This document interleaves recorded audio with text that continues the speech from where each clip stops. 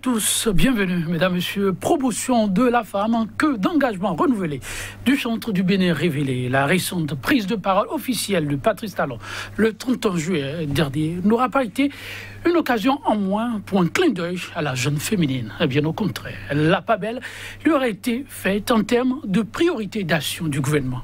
L'INPF, nouvelle formule pour protéger, promouvoir, mais aussi favoriser l'émancipation de la femme béninoise, dira le chef de l'État. La femme béninoise, définitivement mieux lotie sous le régime Talon, sa promotion, un acquis. Regard croisé tout de suite, c'est maintenant de deux femmes, l'une politique et l'autre professionnelle des médias. Ce sera autour du thème gouvernance Talon, la promotion de la femme, une quête ou un pari gagné. À mes côtés, Emma Gaga, elle est acteur politique, donc très engagée.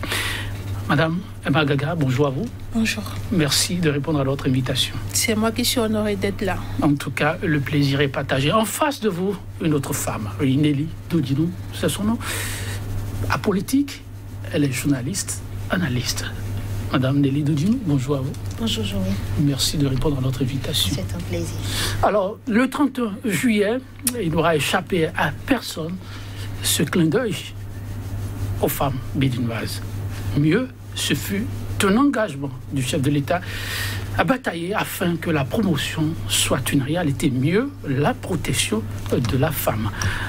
Madame Emma Gaga, comment avez-vous vécu cet instant de solennité où la femme s'est retrouvée une fois encore au cœur du discours du chef de l'État? Alors, c'est avec grand plaisir que j'ai écouté le chef de l'État et c'est toujours une satisfaction personnelle que de savoir que la femme reste quand même une priorité dans son programme d'action. Parce que tout le temps, vous le savez, dans notre pays, tout le monde a la fâcheuse idée de penser, de considérer la femme comme étant un sexe faible depuis tout le temps. Malgré toutes les démonstrations faites par les femmes pour montrer qu'elles ont des potentialités, les politiques n'ont pas toujours haussé la femme au rang qu'elle mérite. Et donc, savoir que désormais, ça devient une priorité au chef de l'État, c'est une satisfaction personnelle. Satisfaction personnelle. On reviendra les facteurs motivants. Oui, Madame Nelly Dodinou, même question. Comment avez-vous suivi le chef de l'État dans cette adresse? Tellement de choses à dire, mais il n'aura pas oublié la femme. Assez de choses à dire. Mais avant, je tiens à rendre hommage à la mémoire d'une grande dame, celle qui a été de tout temps la pionnière, la combattante. Elle a ouvert quand même la voie à pas nombre de femmes, leur montrer qu'on peut rester politique, on peut militer pendant des années et rester légalement marié régulièrement, ce qui contraste avec tous les stéréotypes que nous avons ici quand il s'agit de l'engagement de la femme. Ceci étant, on a vu le chef de l'État de Rosine Vieira-Solo, tout à fait. Pour revenir à votre question, on a vu un chef de l'État qui fait la pas belle peut-être à la femme, ou pour vous dire qui courtise la femme. On a l'impression que parce qu'on est femme, il faut que les hommes soient tout le temps en train de nous courtiser.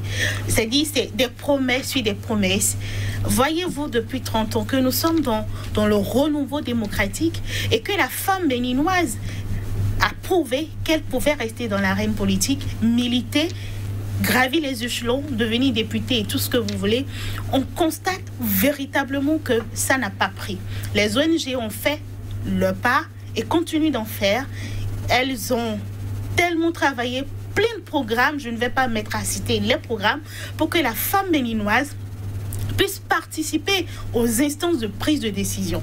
Et le discours du chef de l'État, ce n'est pas un discours d'aveu, mais c'est un discours qui vient faire le diagnostic. C'est-à-dire que malgré tout ce qu'on a fait, nous voilà dans la situation où on sait, on a conscience qu'on n'a pas pu faire la promotion de la femme telle que souhaitée. On n'a pas pu faire la promotion telle qu'on le lui a promis.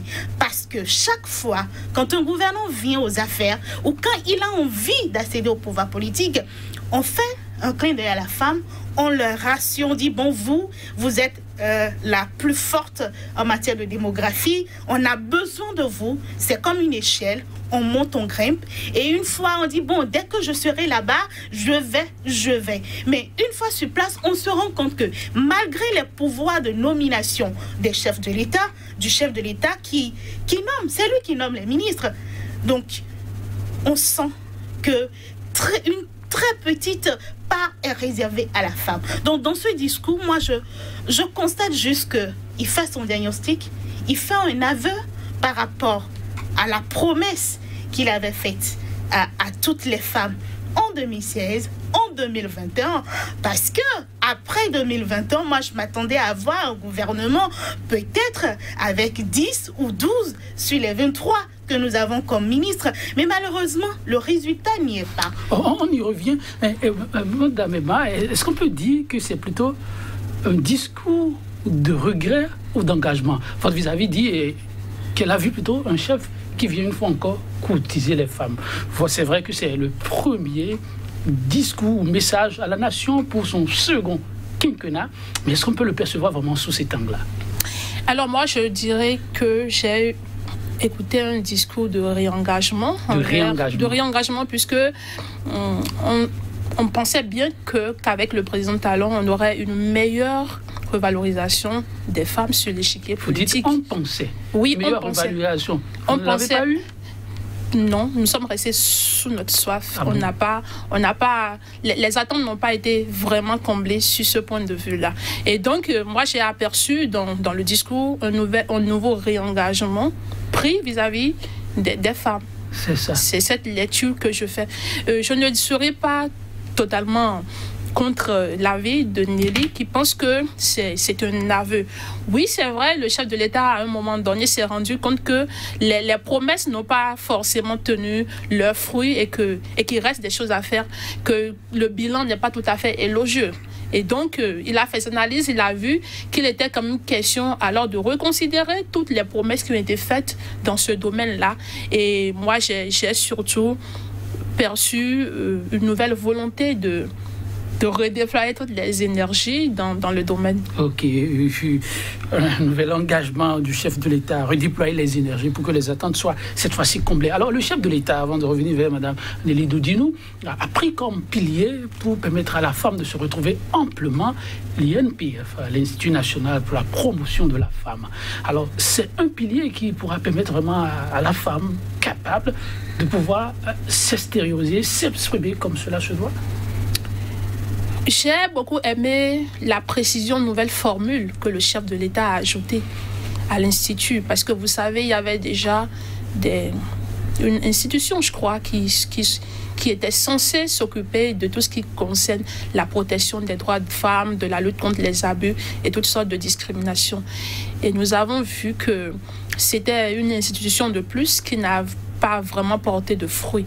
Et maintenant, quand le chef de l'État crée un nouvel institut, une nouvelle formule, nous espérons vraiment que cette fois-ci, ça va vraiment décoller et que les droits des femmes seront protégés et qu'on aura vraiment une lutte implacable contre le harcèlement, contre les abus sexuels et que cet institut sera vraiment capable de renforcer et de promouvoir les femmes. Nous l'espérons vraiment.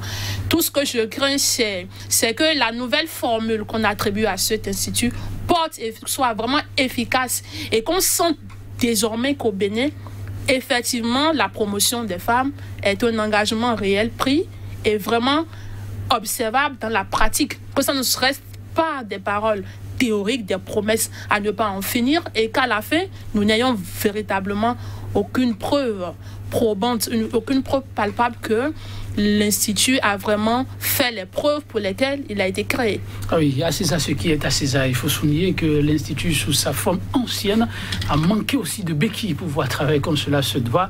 La première responsable aura donné beaucoup de la voix, on se rappelle, pour avoir les coups des franches et faire le travail. On espère que cette fois-ci sera effectivement la bonne. Alors, Mme Nelly Dodinou, oui, l'INPF, nouvelle formule, comme pilier pour valoriser la femme. Le chef de l'État a touché le point qu'il fallait, ce qui a fait que vous, femmes, ne vous êtes pas senti suffisamment valorisé? Non, pas forcément. Oui, c'est vrai, on a donné une nouvelle formule. C'est-à-dire qu'on a renforcé l'Institut en lui donnant une autonomie financière, en lui donnant cette capacité d'ester en justice au nom des femmes béninoises. Oui, on a renforcé de façon juridique, on a renforcé l'Institut qui aura peut-être plus de facilité à travailler et rattaché aussi, il faut préciser, à la présidente de la République. Peut-être ce rattachement va peut-être apporter un ouf de soulagement à l'Institut. Mais le problème n'est pas l'Institut. Ah bon? Non, le problème n'est pas l'Institut. Le problème, c'est d'abord la volonté politique qui manque. Ne dites pas que la volonté politique va manquer. Vraiment. Je vais vous expliquer tout simplement. Allons-y. Les ONG, à travers autant de programmes, ont travaillé à renforcer les capacités des femmes. C'est-à-dire qu'on a appris aux femmes le leadership féminin, on leur a appris à militer, on leur a appris l'engagement politique et citoyen. C'est-à-dire qu'on a façonné des jeunes femmes, des jeunes dames à aller dans l'arène politique. Mais une fois dans l'arène politique, quelle est la part qu'on leur fait? C'est-à-dire que, prenez les communales. Sociowatch, dans son rapport, a dit à peu près le positionnement même sur les listes, c'est moins de 10% pour les femmes. Même avant les élections, ces partis politiques ont signé une charte d'équité hommes et femmes en politique. Et pourtant, à l'arrivée, voyez le résultat. 4 maires sur 117, aujourd'hui on en est à 3. 3 femmes maires sur 117 maires au Bénin.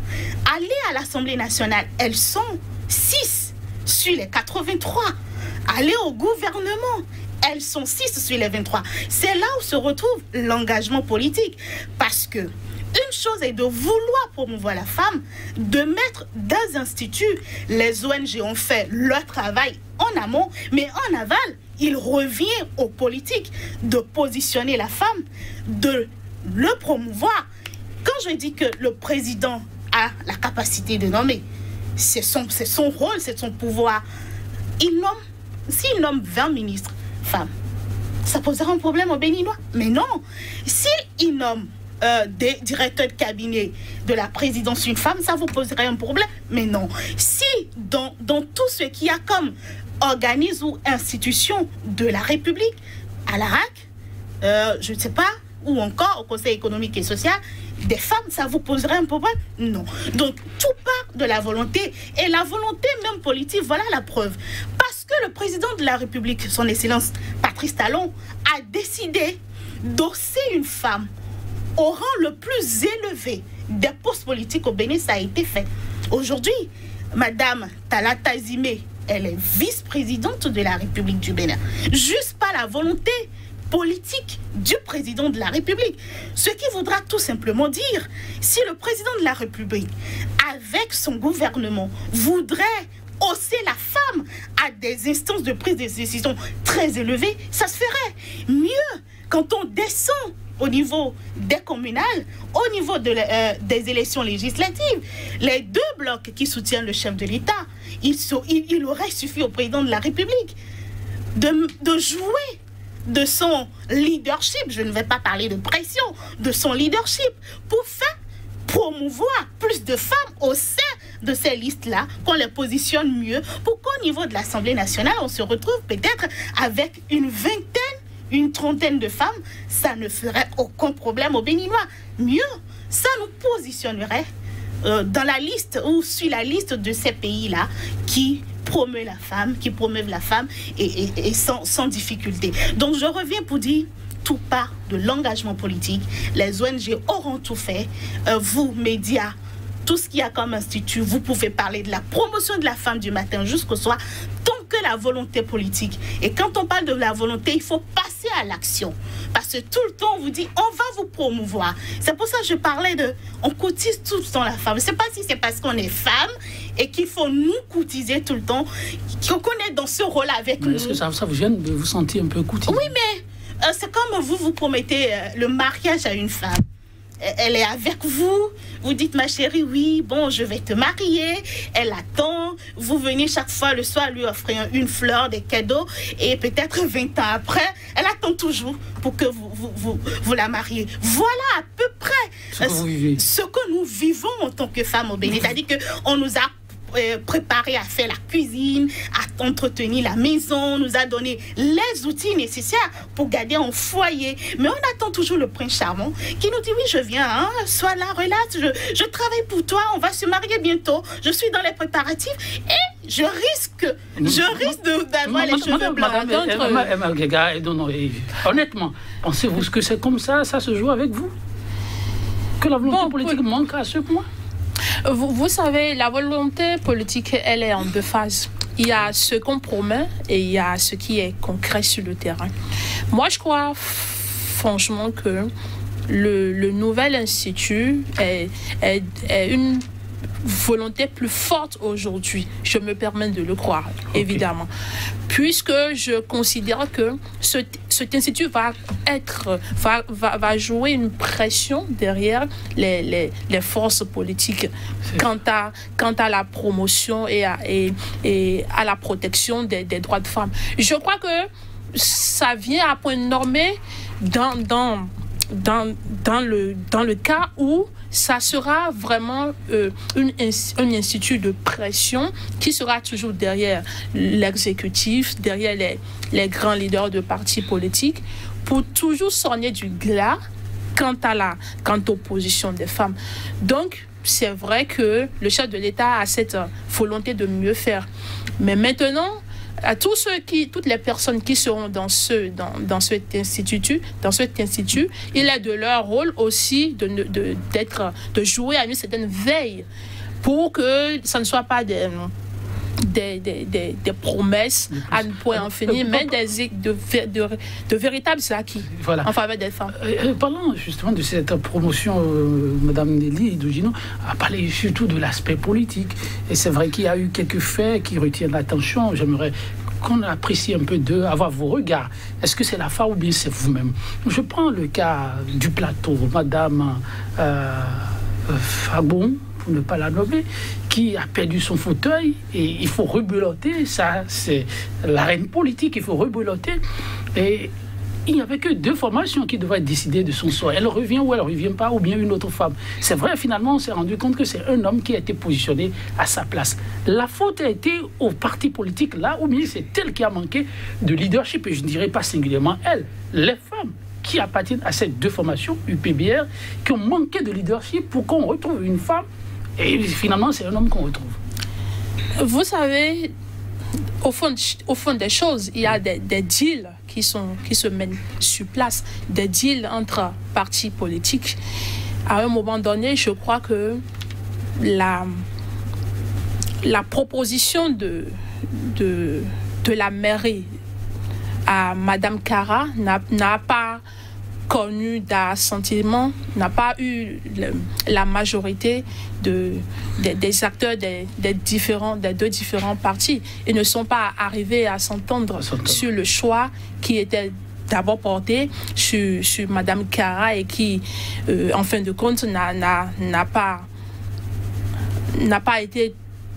toujours été confirmé. À un moment donné, il y a eu des deals internes aux deux partis qui ont été menés et finalement, à tort ou à travers, elle a perdu son fauteuil. Est-ce qu'on dirait que c'est de sa faute? Je crois que non.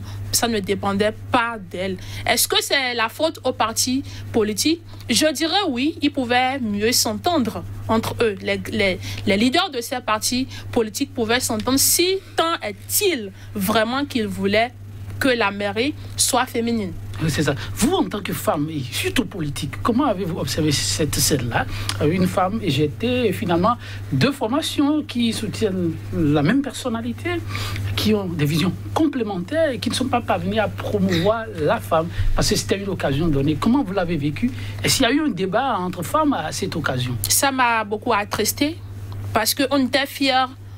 Moi, personnellement, militante du Bloc républicain, j'étais fière que la mairie revienne enfin à une dame, puisque surtout le territoire national, quand nous prenons l'ensemble des 77 communes du Bénin, il n'y avait que 4 femmes maires. Et donc, c'était vraiment avec beaucoup de fierté qu'on a été mis au courant que la mairie était portée par une dame. Alors, quand il y a eu de problèmes et que les voix étaient revenues non majoritaires au BR, je me disais que, bon, à la fin des deals, comme je le dis, que la mairie allait nous revenir toujours. Et quand j'ai appris que Dame Cara a définitivement perdu, j'étais choquée, j'étais triste. Mais je me suis demandé, mais qu'est-ce qui n'a pas marché au niveau du conseil communal? Et laissez-moi vous dire que vous allez remarquer que dernièrement, il y a eu une grande vague de démissions au niveau du BR. Pour ne pas être alarmiste, je pourrais dire que cet incident, il y a pour beaucoup. Ah bon, il y a pour beaucoup. Il y a pour beaucoup, oui. Mais je suis tenté de vous demander encore poser une autre question, puisque vous êtes politique avant de revenir, Madame Nelly Dodine. Mais honnêtement, est-ce que vous pensez que vous, femmes politiques, avez vraiment l'étoffe qu'il faut pour pouvoir, pour reprendre votre expression, mener les négociations quand ça s'impose pour pouvoir tirer votre épine du jeu? Évidemment, on n'en est plus là aujourd'hui. C'est vraiment une erreur grave de penser que les femmes sont faibles en politique. En fait, ce n'est pas qu'une question de personnes, c'est une question du management du parti lui-même. C'est pas qu'une volonté personnelle de garder ou de vouloir perdre le poste. Il est vrai aussi qu'il y a des prédispositions managériales qu'il faut avoir sur place. Mais ce n'est pas que la volonté d'une personne. Maintenant, si vous demandez si les femmes sont capables de négocier, évidemment que nous sommes de grandes négociatrices. Okay. Évidemment que oui. Alors, qu'est-ce qui cloche toujours pour qu'on sente que ça peine à prendre? Ce qui cloche, c'est définitivement le peu d'engouement des responsables de partis politiques. Vous savez que on n'a pas... Les femmes à elles seules ne sont pas les grandes décideuses de tout. Vous savez, par exemple, pour les dernières élections passées, pour les élections communales de mai 2020, il y a autant de femmes qui étaient candidates, d'accord, qui étaient déterminées à siéger dans les conseils communaux, à faire bousculer les choses. Mais quand il s'est agi d'aller au positionnement, elle n'était plus là. Et à qui revenaient ces positionnements-là? C'est évidemment aux leaders des partis politiques. S'il n'y a pas cette grande volonté, une grande détermination à propulser les femmes et à leur donner leur chance de siéger, où est-ce qu'on en serait? Mais nulle part, justement. Et c'est la preuve pour laquelle vous allez voir que sur les listes, il y a des femmes, dont moi-même. J'étais sur la liste 5e suppléante. 5e suppléante peut faire quoi dans le conseil communal? Rien. Donc, définitivement, la grande question revient aux leaders des partis politiques. Si tant est qu'ils veulent accompagner le président de la République dans sa volonté de promouvoir les femmes. Alors, Mme Nelly disait que le chef de l'État pouvait jouer aussi de son influence. Vous y croyez? Justement, vous savez, le chef de l'État, il n'est pas l'homme à tout faire, mais à tout faire. Et c'est pour cela que je dis que cet institut qui est créé est le bienvenu, parce qu'il y aura des pouvoirs qui seront délégués aux gens qui vont travailler dans cet institut-là, qui vont consister à jouer de la pression derrière ces leaders de partis politiques en période électorale, par exemple. Le chef de l'État ne peut pas avoir le regard sur tout. Et c'est pour cela que je dis que cet institut, nouvelle formule, est bien vu, est bien arrivé pour rebooster les choses. Alors, Madame Nelly Dodine, les femmes auraient manqué de suffisamment de charisme pour amener finalement les politiques à appliquer ce qu'ils ont décidé de faire. C'est cela? Je ne dirais pas de charisme, mais elles ont manqué de stratégie. Elles ont manqué de stratégie parce qu'il faut qu'elles se disent que les hommes ne leur feront pas de la place. D'abord, la politique, c'est le haut lieu des intrigues chez nous. Et deuxièmement, c'est pas un milieu que nous considérons encore en 2021 pour la femme. C'est ça. C'est-à-dire, c'est d'abord sociologique. Donc, aller en politique, c'est pas d'abord accepté par les hommes. Et ils y étaient avant les femmes. Et donc, quand vous venez, ils ne sont pas prêts à vous faire de la place. Donc, il faut les bousculer, il faut leur arracher vos places. Et pour l'arracher, ce n'est pas que du charisme. Il faut de la stratégie. Il faut étudier de la géostratégie. C'est là que je reviens sur la question de la formation qu'a soulevé le président de la République. Il a dit vrai. Après avoir posé son diagnostic, peut-être fait un peu son aveu d'échec. Le vrai problème aussi, c'est la formation. Nous y allons en politique. D'abord parce qu'on nous y a invités. Parce que le président du parti est un ami. On nous dit devenez adhérents, vous n'y comprenez pas grand-chose à l'idéologie du parti, vous-même vous embarquez et on vous met commission femmes, vous êtes dedans, vous applaudissez, grand foulard, regroupement, meeting, on partage les petits sous. C'est par là que ça commence pour la plupart. Et compte tenu de votre influence, de votre capacité de mobilisation, le chef de parti dit, bon, toi, tu vas être positionné à tel endroit. Mais il ne le fait pas pour vous en premier. Il le fait d'abord pour lui. Même là, il le fait pour lui. Lui, le gain qu'il aura plus tard.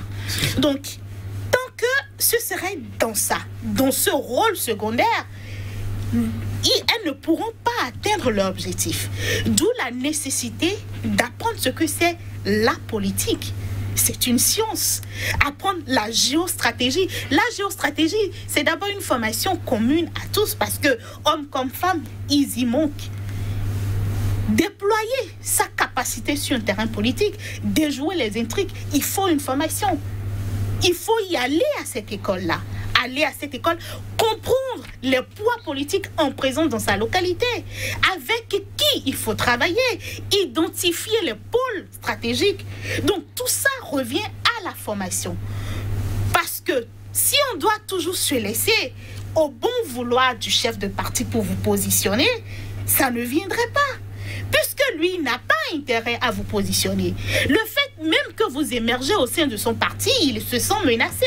Donc il ne vous fera pas la part belle. Et dès qu'il aura l'occasion de vous mettre de côté, il le fait. Moi, je voyais Emma en 2020. En 2019, quand elle ouvre ça, c'est-à-dire quand elle veut parler ou quand elle veut vous parler, c'est la jument de la 6e. Elle était tellement engagée, déterminée, sûre de peut-être ce qu'elle a fait sur le terrain, qu'elle serait mieux positionnée. Et justement, c'est là où Nelly doit se détromper. Vous avez beau étudier toute la géostratégie, la géopolitique du monde, vous avez beau étudier toutes les sciences politiques du monde, ça ne sert pratiquement à rien sur le terrain, vous savez. Ah bon? Ce n'est pas vos gros diplômes en géostratégie qui feront que les chefs de partis politiques vont vous positionner. La belle preuve est que nous avons des personnes qui ne sont pas allées à l'école du tout, mais qui ont été mises sur une liste électorale dans ma commune d'origine là-bas, à Kalal. Qu'est-ce qui a joué en leur faveur et pas votre faveur? Voilà, pour faire du concret. Qu'est-ce qui a joué en faveur de ces femmes? C'est là. Pas en votre faveur. Moi, je ne personnalise pas. En d'autres femmes qui ont le charisme. Mais je dis que définitivement, je reviens dessus et je ne cesserai jamais de le dire haut et fort que cette responsabilité de promouvoir les femmes ou pas réside dans une réelle volonté politique.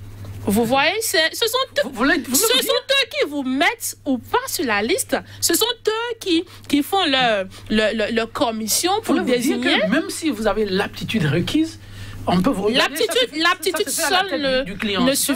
L'aptitude seule ne suffit pas. Il faut quand même avoir une certaine cote. D'accord? Il faut quand même montrer que vous méritez que la confiance que les citoyens ont en vous. Il faut que vous montriez que vous êtes capable de servir la communauté.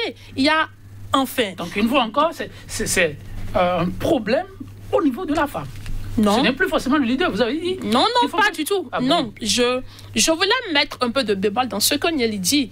Vous avez beau être une grande mobilisatrice, vous avez beau être une grande doctorante en politique ou en géostratégie, vous avez beau haranguer, rassembler de personnes, vous avez beau avoir un nom chez vous, mais tant que les leaders politiques ne se décident pas à vous positionner, c'est de nier le fait. C'est clair. Si c'est ça, ils le font, puisque vous êtes politique. Ces leaders le font finalement sur quelle base?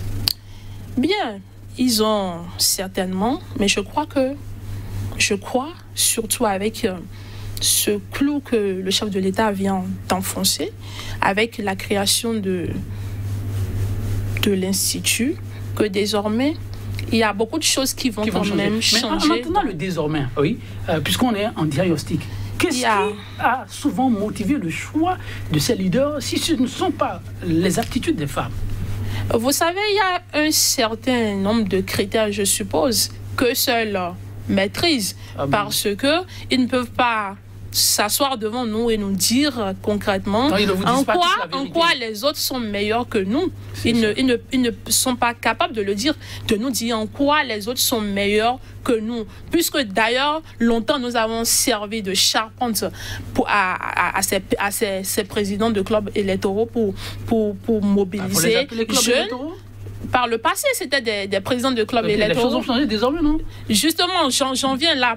Je dis bien par le passé. On a montré toutes nos preuves. Et je ne sais pas en quoi aujourd'hui ils pourront se défendre ou bien se targuer d'être meilleurs que nous. Voilà. Donc tout réside effectivement dans la volonté politique. La volonté politique, c'est ce que je crois. Mais ce que ça cache reste à déterminer. Oui, Nelly Dodino, le journaliste, c'est pouvoir fouiller là où c'est parfois enfoui.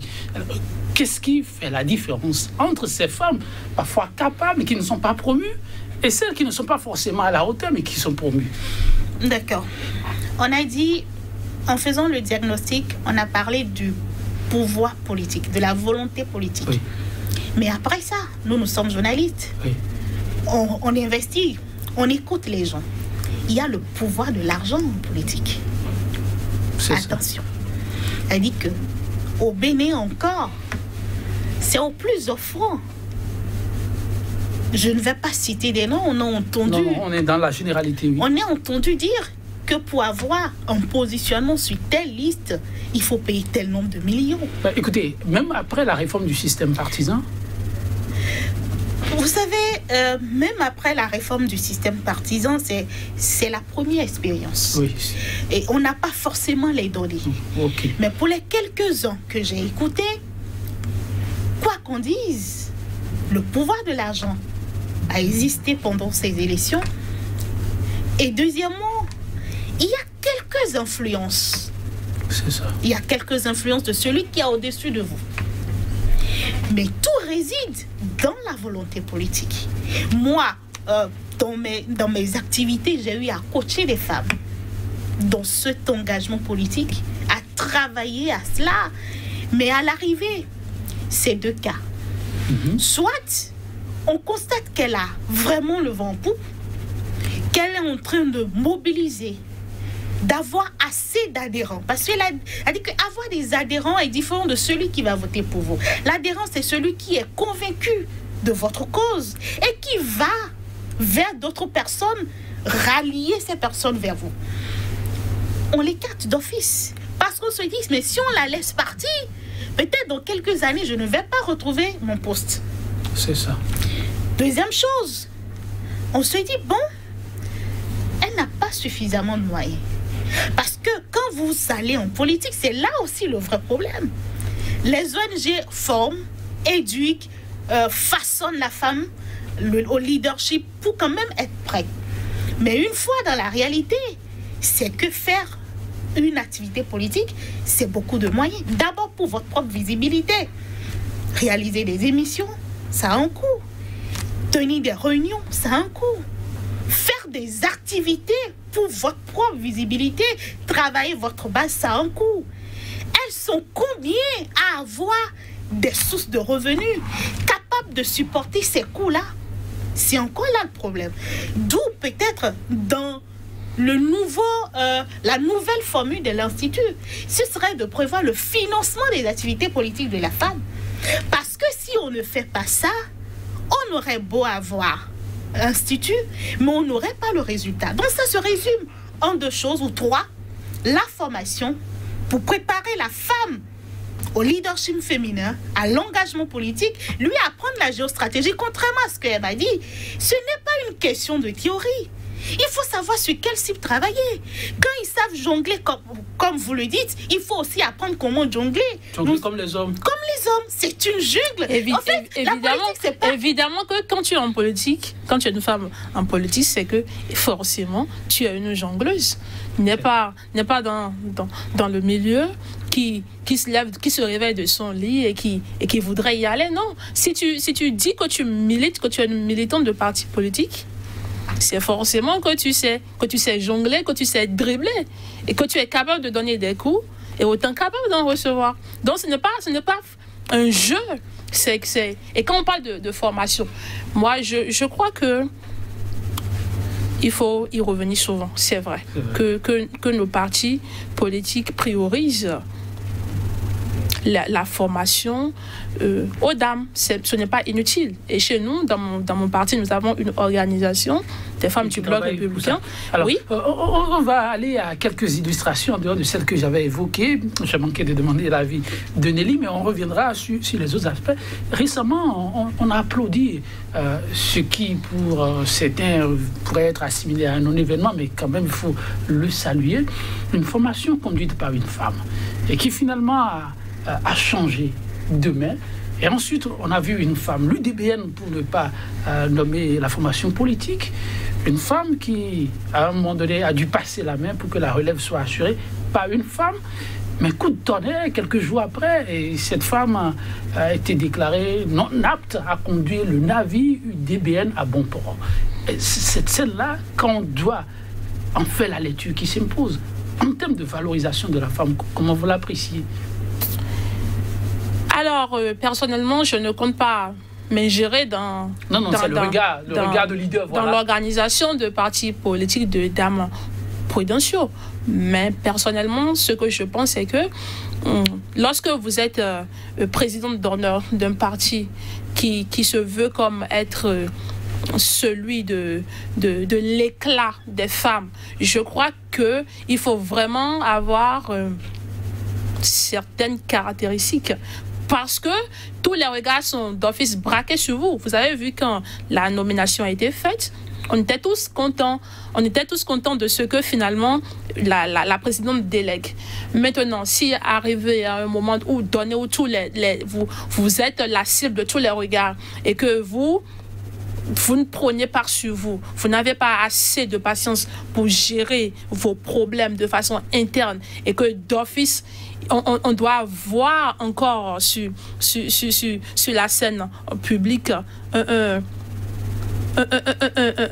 une cassure totale. Ça fait forcément un choc. On dit, mais voilà des femmes qui ne sont pas capables de se gérer entre elles, de se comprendre, de faire des cuisines internes et qui n'ont pas suffisamment la patience de régler vraiment en cuisine interne leurs problèmes et que ça s'éclate comme ça tout de go sur la scène publique. On se dit qu'il y a forcément un problème de management, un problème de leadership. Et si moi j'ai un conseil à donner à Madame la Présidente, c'est désormais d'être sûre des personnes qu'elle veut nommer. Et s'il y a des conflits, qu'on essaye de vraiment assaisonner ça à l'interne. Ok, merci bien, oui, Madame Nelly Dodidou. Voilà une formation. Là, c'est un autre cas. Pas d'homme pour faire ombrage à l'homme, on peut dire. Une formation conduite par une femme qui, à un moment donné, a décidé de passer la main. C'est une femme, pas des moindres, universitaire, avec le parcours qu'on lui connaît. Elle prend les leviers et quelques temps après, on nous annonce qu'elle n'en est pas à la hauteur. On revient toujours à la problématique de la formation. Ah bon? C'est pas parce que vous êtes professeur d'université que vous maîtrisez les rouages de la politique. Si elle est arrivée là, forcément elle est militante. Est-ce qu'on l'a préparée à assumer cette responsabilité? C'est là la problématique, c'est là la question. Est-ce que cette dame qui a été nommée, elle a été préparée à prendre la tête de la présidente du parti? Parce que c'est une responsabilité, c'est une gestion. A-t-elle été préparée? Pour son parcours, le leader doit en savoir un peu plus lorsqu'on passe les témoins. Non, d'abord, dans quelles conditions le témoin était passé? Est-ce que celle qui passe le témoin a envie, était aussi préparée à rester dans l'ombre? Là, sérieusement. Oui, c'est la première question. Est-ce que celle qui prend la place est-elle préparée au feu de la rampe, à avoir tous les regards sur elle? C'est à quoi là le problème de la formation? Donc, on ne va pas en politique par le hasard. Ou si vous y allez, alors là, vous apprenez à vous former. Donc moi, à la lecture que je fais, celle qui a passé le témoin n'était pas forcément préparée à rester dans l'ombre. 2, celle qui est venue à la lumière n'était pas prête à supporter le feu, tout ce qu'il y a autour. Et 3, est-ce que la première décision qu'elle a prise est en adéquation avec les orientations qu'on lui a données? D'où le problème de l'impréparation.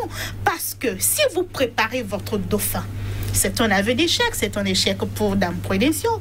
Parce que je considère que c'est votre dauphin et que vous voulez faire de votre parti un parti qui promeut la femme. Donc vous avez des dauphins, vous les préparez, vous les cochez, et qu'une fois à votre place, elles sont censées faire mieux que vous, mais pas moins que vous. Donc, il y a eu un problème de coaching. Il y a eu un problème de coaching, un problème d'impréparation.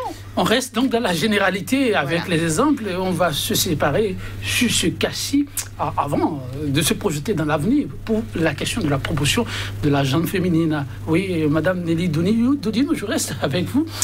Les regards étaient tournés vers le conseil électoral. Le conseil électoral qui, lors de la prestation de serment, a présenté un visage uniquement masculin. Il y avait un qui manquait à l'appel. Et avons-nous appris le chef de l'État qui a souhaité publiquement que le un qui manque soit une femme. Mais à l'arrivée, surprise. Madame Nelly Dodinou, comment avez-vous suivi cela, le conseil électoral? Ça rejoint toujours la problématique que j'ai posée depuis le début. La volonté politique. À ce niveau-là? Bien sûr. Encore que le chef de l'État l'a dit officiellement. Tout se joue entre politiques. Les déviations se font au Parlement, au parti.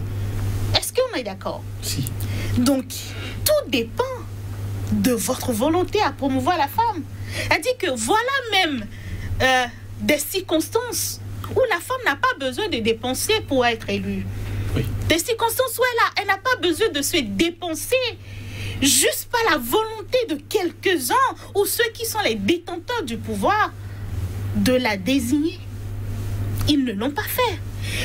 Il faut alors dire aux femmes béninoises qu'elles resteront tout le temps cotisées.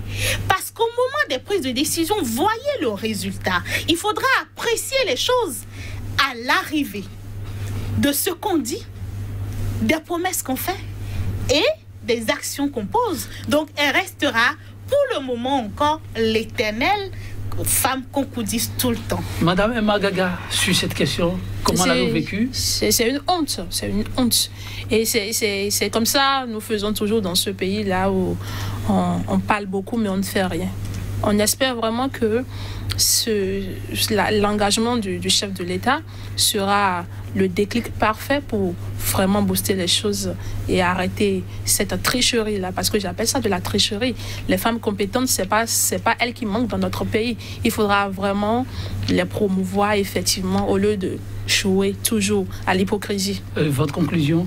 Ma conclusion est que je reste tout à fait optimiste. Je pense qu'une nouvelle ère se lève pour les dames et plus que jamais, restons attachés à notre engagement, restons attachés dans le militantisme. Notre lumière arrive. Merci beaucoup, Madame Emma Gaga. Oui, Madame Nelly Dodinou, votre conclusion? Ma conclusion, c'est de dire aux femmes de garder toujours la trajectoire haute, de rester toujours déterminées. Peut-être un jour, le prince charmant finira par leur tendre la main, leur donner la bague et célébrer le mariage.